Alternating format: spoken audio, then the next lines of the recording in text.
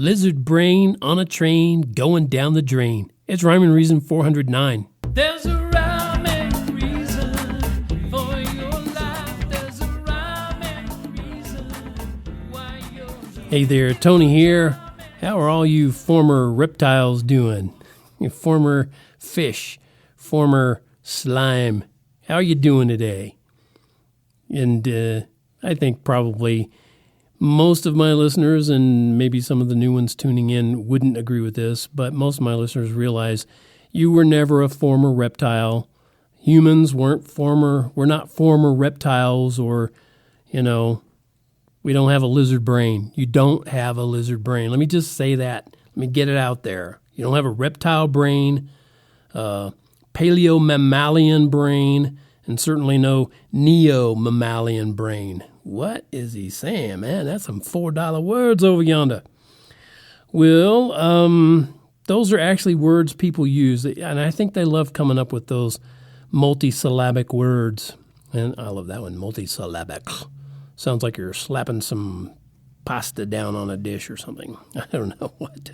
Anyway, they love to come up with these, multisyllabic words, these big words, because they figure, all the knuckleheads who went to public school, government school, they're not going to know what it means anyway, so they're going to think, well, he's smart, so it must be right, That neo-mammalian brain. Hey, is that where they got the Neo character in The Matrix? Nah, I don't think so. So, before I go any further, though, I got to ask, why in the name of Godzilla would you ever want to identify with a lower creature? Why would you ever, and is that enough evers? All right, I'll stop there. Why would you ever want a lizard brain or think you have one? Well, actually, I believe I know why many would. Because people who claim a lizard brain, they don't tend to love God, pure and simple. Or should I say, not so pure and sad. Yeah, I think I'll go with that. Anyway, it's ironic, but it's not surprising that anyone who wouldn't want to identify with a supreme being would actually feel comfortable identifying with a lower creature. I don't get it personally. I'd rather, look up than down. And you got to look up toward God. You got to look down toward a reptile.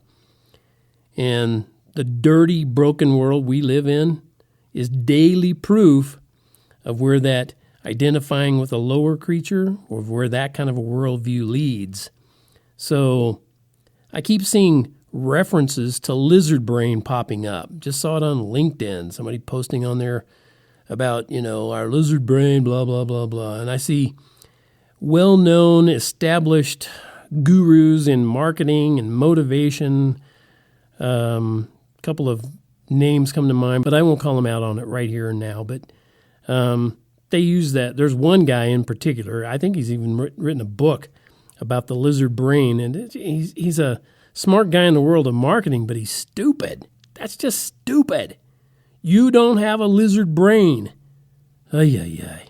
These misinformed and mistaken and misaligned people actually believe in a triune brain, but they can't begin to imagine believing in a triune God. It's weird.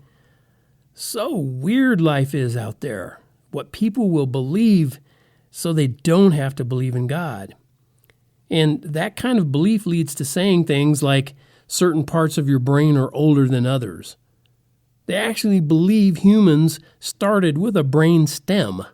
A brain stem, not a whole brain. Started with a brain stem, which was supposed to be, quoting what I found in an article, responsible for primitive survival instincts such as aggression and fear. Because those are the things that help you survive, aggression and fear. Oh, gosh, it's just stupid. And that brainstem apparently evolved, and I'll put those quotations out there again, into a more complex brain that included the limbic system. And you heard me talk about that recently.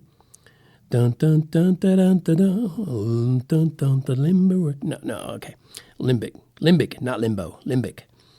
Okay, yeah. So I have talked about it before, and it's responsible for, among other things, the limbic system is our emotional bonding to other creatures, other humans, such as family members and friends.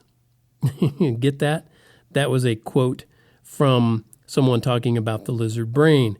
It's responsible for, among other things, our emotional bonding to other creatures, like humans and family members and friends.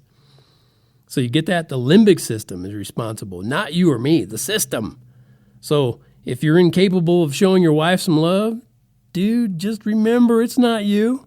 Just say, hey, babe, it's not hardwired into my system. She'll understand. Okay, just do that. See how that goes. Anyway, yeah, there's the root problem. Responsibility. If you're just another reptile, then you're just a work in progress. And a work in progress is going to have problems. Revisions are going to be needed. The system requires more development.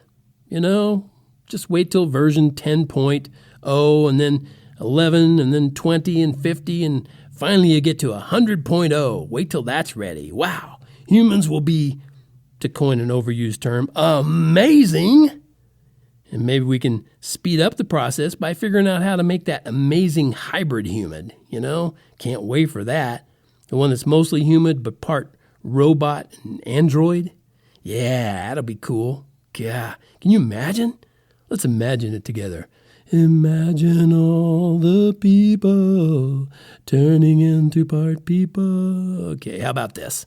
How about looking deeper into your incredible brain that you were given whole, not in parts? How about discovering all the untapped abilities you have in the exponentially more complex design that is you, with a capital U? And I know you're exponentially more complex because you had an infinitely more complex designer. The universe didn't design you. The universe can't design anything. The universe had a designer, the same designer who designed you and me. And by the way, he not only made you and your complex brain, he also made those reptiles and their complex brains. Yeah, they have complex brains. Not as complex as ours, but their brains are complex. Some of them can even change colors. Can you do that? So stop the lizard and start the wizard in your brain.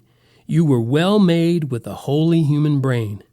So don't let your life go swirling down the drain to a swamp of endless dread. Choose to raise your eyes instead and behold the one who will remove your chain. Okay, that does it for this episode of Rhyme and Reason, brought to you by Tony Funderburk, maker of fine words and music, books and merch, and of course, Rhymes and Reasons. Thank you so much for tuning in. Don't forget, till next time, remember, life has rhyme and reason because God made you. There's a